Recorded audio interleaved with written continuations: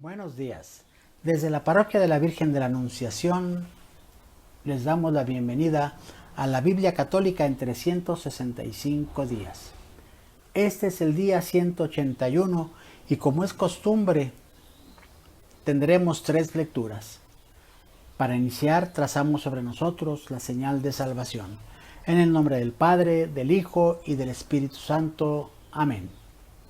Pidiendo especialmente al Espíritu Santo su auxilio para proclamar su palabra dignamente.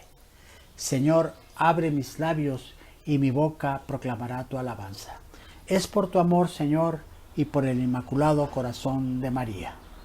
Lectura del primer libro de Crónicas, capítulos 13, 14 y 15. David celebró un consejo con los jefes de 1100 hombres y con todos los notables y propuso a toda la asamblea de Israel: si les parece bien y si el Señor nuestro Dios no se opone, vamos a avisar a nuestros hermanos de todas las regiones de Israel, a los sacerdotes y levitas que viven en sus ciudades y campos limítrofes, para que vengan a reunirse con nosotros. Cuando lleguen, traeremos hasta aquí el arca de nuestro Dios, de la que no nos hemos vuelto a preocupar desde el tiempo de Saúl. Toda la asamblea aceptó, pues la cosa fue del agrado de todos los presentes. David convocó a todo el pueblo, desde el torrente de Egipto hasta el paso de Hamat, para trasladar el arca de Dios desde Kiriat Jearim en Judá. Luego, acompañado de todo Israel, fue a Balaá de Judá, cerca de Kiriat Jearim, para traer de ahí el arca de Dios, que lleva el nombre del Señor que se sienta sobre los querubines. Pusieron el arca de Dios sobre un carro nuevo y la sacaron de la casa de Abinadab. Uzá y Ahió conducían el carro. David y todo Israel iban delante, danzando y cantando delante de Dios, con todo entusiasmado al son de cítaras, arpas, tambores, platillos y trompetas. Al llegar al campo de Sidón, Uzá sujetó el arca con la mano porque los bueyes la hicieron tambalearse. Entonces el Señor se enfureció contra Uzá, lo hirió por haber tocado el arca con la mano y ahí mismo murió ante Dios.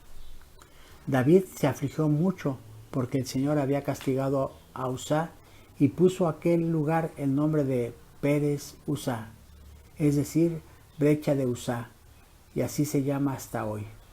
David tuvo miedo de Dios aquel día y se dijo: ¿cómo llevaré a mi casa el arca de Dios? No quiso pues llevar el arca a la casa, sino que la llevó a la casa de Obededón de Gaat. El arca de Dios estuvo 3 meses en casa de Obededón, y el Señor bendijo a la familia de Obededón y todas sus posesiones.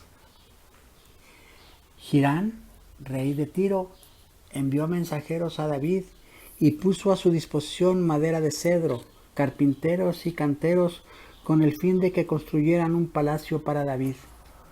Así reconoció David que el Señor lo había confirmado como rey de Israel y engrandecía su reino a causa de su pueblo Israel. David tomó más esposas en Jerusalén y tuvo más hijos e hijas. Los nombres de los hijos que le nacieron en Jerusalén son Samúa, Sobab, Natán, Salomón, Yibjar, Elisúa, Elifelet, Nogá, Nefeg, Yafia, Elisamá, Balyadá, Elifelet. Cuando supieron los filisteos que David había sido ungido como rey sobre todo Israel, subieron todos para atacarlo.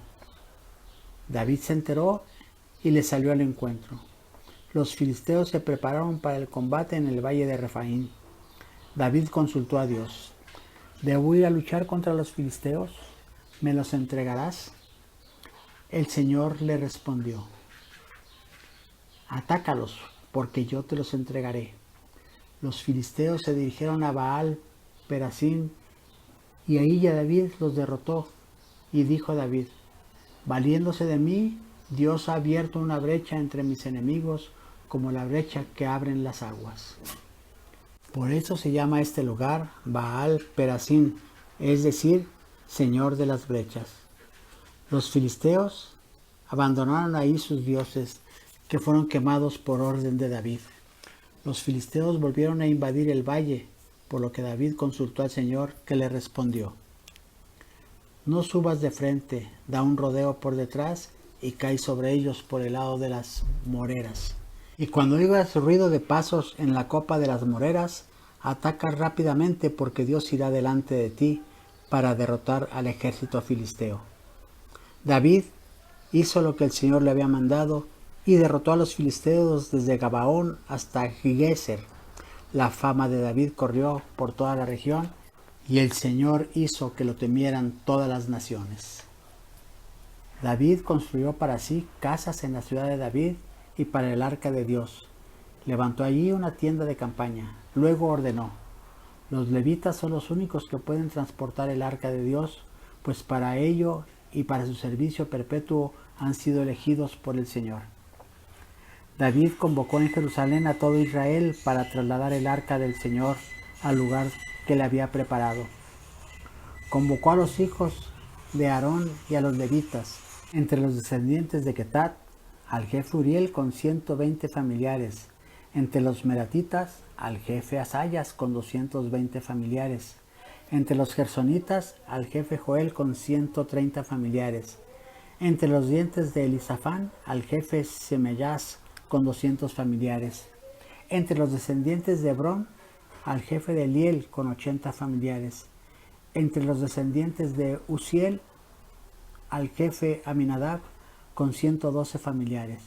Luego llamó David a los sacerdotes Sadoc y Abiatar, y a los levitas Uriel, Asayas, Joel, Semayas, Eliel y Abinadab, y les dijo: ustedes son los jefes de las familias levíticas, purifíquense ustedes y sus hermanos, y suban el arca del Señor Dios de Israel al lugar que para ella he preparado.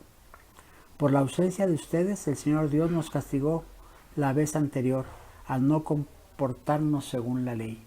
Así pues, los sacerdotes y levitas se purificaron para trasladar el arca del Señor, Dios de Israel. Los levitas la transportaron apoyando los varales sobre sus hombros, como había dispuesto Moisés por orden del Señor. David mandó a los jefes de los levitas que dispusieran ordenadamente a sus hermanos los cantores con todos los instrumentos musicales de acompañamiento, arpas, cítaras y címbalos, para tocar bellas y alegres melodías. Los levitas encargaron de ello a Emán, hijo de Joel el Meratita, al levita Asaf, hijo de Baraquías, y Atán, hijo de Casuyás, y con ellos, en segundo lugar, sus parientes, Zacarías, Uziel, Semiramot, Jehiel, Uní, Eliab, Benayás, Maseyás, Matatías, Eliefelet, Migneyás, Obededón y Giel como porteros. Los cantores Emán, Asaf y Etán tocaban los símbolos de bronce. Zacarías, Uziel, Semiramot, Jehiel, Unib, Eliab, Maseyás y Benayás, arpas agudas. Y Matatías, Eliefet, Migneas, Obededón, Japiel, Asasías, cítaras a la octava. Kenanías, jefe de los levitas portadores del arca y muy experto, actuaba de maestro de ceremonias. Beraquías y Elcaná hacían de porteros cerca del arca, y los sacerdotes Sebanías, Josafat, Natanael, Amasai, Zacarías, Benayás y Elezer tocaban la trompeta ante el arca de Dios. Obededón y Yehías eran igualmente porteros junto al arca. David, los ancianos de Israel y los jefes de 1000 asistieron alegres al traslado del arca de la alianza del Señor desde la casa de Obededón, y como Dios asistía a los levitas en el traslado del arca del Señor, se sacrificaron 7 toros y 7 carneros. David llevaba un manto de lino, lo mismo que todos los levitas portadores del arca, los cantores. Kenanías, que era el maestro de ceremonias, y los porteros. David también llevaba el edof de lino. Todo Israel seguía el traslado del arca de la alianza del Señor entre gritos de júbilo al son de las bocinas, trompetas, címbalos, arpas y cítaras. Cuando el arca de la alianza del Señor llegaba a la ciudad de David, Micol, hija de Saúl, vio por la ventana cómo saltaba y danzaba David delante del arca y sintió profundo desprecio por él.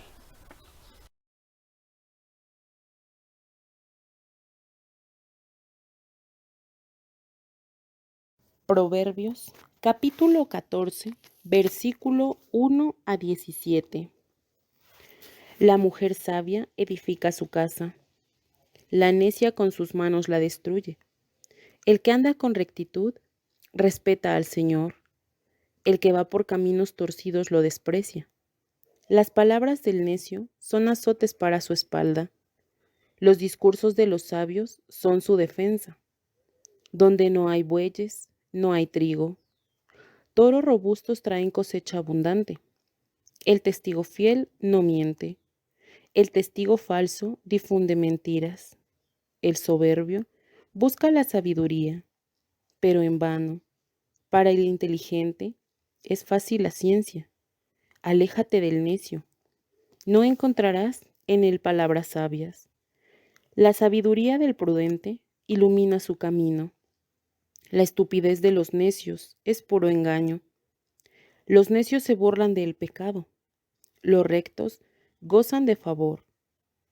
El corazón conoce su propia amargura, y ningún extraño comparte su alegría. La casa de los malvados será destruida. La morada de los justos prosperará. Hay caminos que parecen rectos, pero al final conducen a la muerte. Incluso entre risas se apena el corazón, y al final de la alegría acaba en duelo. De su conducta se nutre el malhechor, y de sus obras el bien, el ingenuo cree todo. El prudente se fija donde pisa, el sabio teme y se aparta del mal. El necio es insolente y se cree seguro. El impulsivo comete locuras. El reflexivo es paciente. De la segunda carta a los Corintios, capítulo 12. Hay que seguir gloriándose. Aunque no esté bien, pasaré a las visiones y revelaciones del Señor. Conozco a un discípulo de Cristo que hace 14 años, no sé si con el cuerpo o fuera de él, Dios lo sabe, fue arrebatado al tercer cielo. Y sé que este hombre, no sé si con el cuerpo o fuera de él, Dios lo sabe, fue arrebatado al paraíso y oyó palabras inefables que el hombre es incapaz de repetir. De ese hombre podría jactarme, pero en cuanto a mí, solo me glorío en mis debilidades. Si quisiera gloriarme, no sería un necio, porque diría la verdad, pero me abstengo de hacerlo para que nadie se forme de mí una idea superior a lo que ve o me oye decir. Y para que la grandeza de las revelaciones no me envanezca, tengo una espina clavada en mi carne. Un ángel de Satanás me hiere. 3 veces pedí al Señor que me librara, pero Él me respondió: Te basta mi gracia, porque mi poder triunfa en la debilidad. Más bien, me gloriaré de todo corazón en mi debilidad, para que resida en mí el poder de Cristo. Por eso, me complazco en mis debilidades, en los oprobios, en las privaciones, en las persecuciones y en las angustias soportadas por amor de Cristo, porque cuando soy débil, entonces soy fuerte. Si me he convertido en necio, es porque ustedes me han obligado. Les correspondía a ustedes valorarme debidamente, ya que en nada soy inferior a esos apóstoles por excelencia, aunque en realidad no soy nada. Ustedes han comprobado en mí los rasgos que distinguen al verdadero apóstol: paciencia a toda prueba, signos, prodigios y milagros. ¿Qué tienen de menos que las otras iglesias, sino que no he sido una carga para ustedes?